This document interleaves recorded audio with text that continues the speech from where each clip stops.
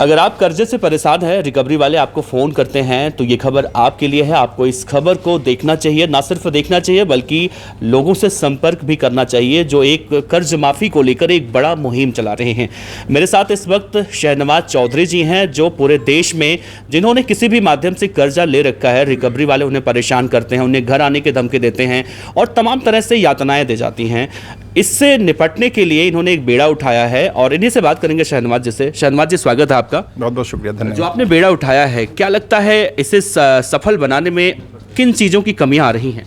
देखिए, कमी तो कुछ नहीं है, जनता को थोड़ा सा जागरूक और होने की ज़रूरत है अपने अधिकारों के प्रति। जैसा आपने शुरुआत में कहा, रिकवरी वाला, किसी रिकवरी वाले की इतनी हिम्मत नहीं हो सकती कि वो जाकर के किसी घर पर खड़ा हो जाए, बदतमीजी कर ले, अगर व्यक्ति को अपने अधिकारों का पता हो। समस्या क्या है, ना तो बैंक लोगों को उनके अधिकार बताने को तैयार है, ना सरकार बताने को तैयार है। और हम जैसे लोग जो ये काम कर रहे हैं, हरप्रीत जी जैसे लोग जो अपना घर बार सब कुछ छोड़ करके लगे हुए हैं, उन्हें आज जेल में डाला हुआ है। सोचिए, डिटेन करके रखा है, कोई FIR नहीं, कोई चार्जशीट नहीं, कुछ नहीं, डिटेन कर लिया है। तो लोगों को अपने अधिकारों के प्रति जागरूक होना पड़ेगा और डरना नहीं है। जब भी कोई रिकवरी वाला है उससे पूछो DRA का सर्टिफिकेट है कि नहीं है, तेरे को होम विजिट के लिए आया, तेरे को अधिकार था कि नहीं था, लेटर दिखा होम विजिट का, आई कार्ड होना चाहिए उसके पास। छोटी छोटी चीज़ों के लिए अगर अवेयर होंगे तो कोई परेशान नहीं कर पाएगा। लेकिन लोगों को पता तो नहीं होता ना कि अब रिकवरी वाला फ़ोन कर रहा है, वो कहता है मैं आपके घर पे आ रहा हूँ और मैसेज भी आते हैं कि इतने बजे आ रहा हूँ, इतने बजे आ रहा हूँ। और कई बार तो देखा जाता है कई लोग ऐसे, कई केस ऐसे आते हैं इनके घर पे आ धमकते हैं लोग, बदतमीजियाँ करते हैं, तो उनसे वो कैसे निपटें?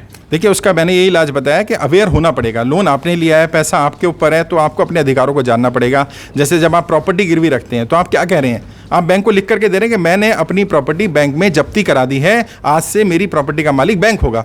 तो जब आपने पहले दिन ही लिख के दे दिया तो आप रह रहे हो, बैंक का एहसान मानो कि आपको रहने दे रहा है। तो लोगों को अपने अधिकार पता होने चाहिए कि जब आप प्रॉपर्टी के अगेंस्ट लोन लेते हो या आप होम लोन लेते हो तो उसका मतलब क्या है। ऐसे रिकवरी के नियम पता होने चाहिए, जो RBI की गाइडलाइंस है उसको भी हम अवेयर करने का काम कर रहे हैं।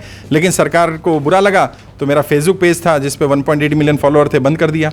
मेरा यूट्यूब चैनल बंद कर दिया गया कि ना तो हम मदद करेंगे ना आप करेंगे। तो अभी हम लोगों ने तय किया कि हम सुप्रीम कोर्ट जाएंगे, कम से कम सुप्रीम कोर्ट को ये बातें बताई जाएं कि सरकार किस तरह से तानाशाही कर रही है और इस समस्या गंभीर है, जेन्युइन समस्या है। लोग कह रहे हैं कि आप समस्या क्रिएट करो, मैं क्रिएट नहीं कर रहा, मैं समस्या को सामने ला रहा हूँ, बता रहा हूँ कि है।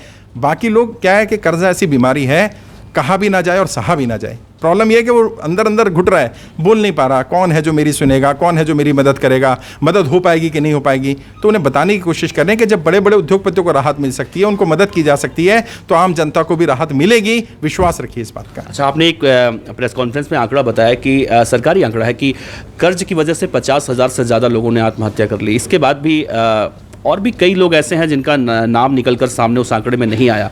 तो आपके साथ कितने लोग और जुड़ चुके हैं और कैसे इन्हें बचाया जाए? देखिए, 15 लाख से ज़्यादा लोग हमारे साथ जुड़े हैं और जो मैंने डाटा अभी आपने कोट किया वो NCRB का डाटा है, भारत सरकार की ही संस्था है। NCRB ने ही माना है 50,000 ज़्यादा लोगों ने कर्जे कारण आत्महत्या की। और ये डाटा जैसा आपने कहा, ये 10% है जेन्युइन उनका जिनकी एक्चुअल में आत्महत्याएं हुई हैं, क्योंकि बहुत सारा डाटा तो रिकॉर्ड में ही नहीं आ पाता है।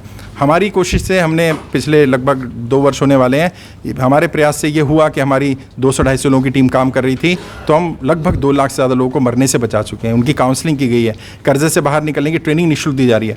आपके माध्यम से भी मैं कहना चाहूँ, गूगल पे कोई भी सर्च करे कर्जे से बाहर निकलने की ट्रेनिंग, मेरी वीडियोज़ आ जाएंगी, पार्ट 1 पार्ट 2, उसको अटेंड करें, उसमें बहुत सारे तरीके बताए गए हैं, कोई ना कोई तरीका काम आएगा उनके।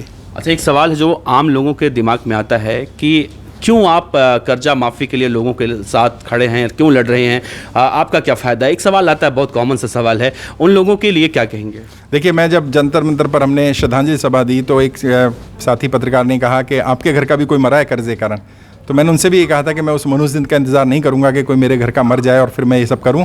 मेरा देश का एक एक नागरिक मेरे घर का नागरिक है। हम सिर्फ बोलने के लिए नहीं कि 140 करोड़ लोग मेरा परिवार है, एक्चुअल में हम परिवार मानते हैं। और अगर वो भी जो ऐसा कहते हैं हमारा परिवार है वो मानते होते तो वो इन्हें अपना मानते होते, वो इन्हें बचाने का प्रयास करते।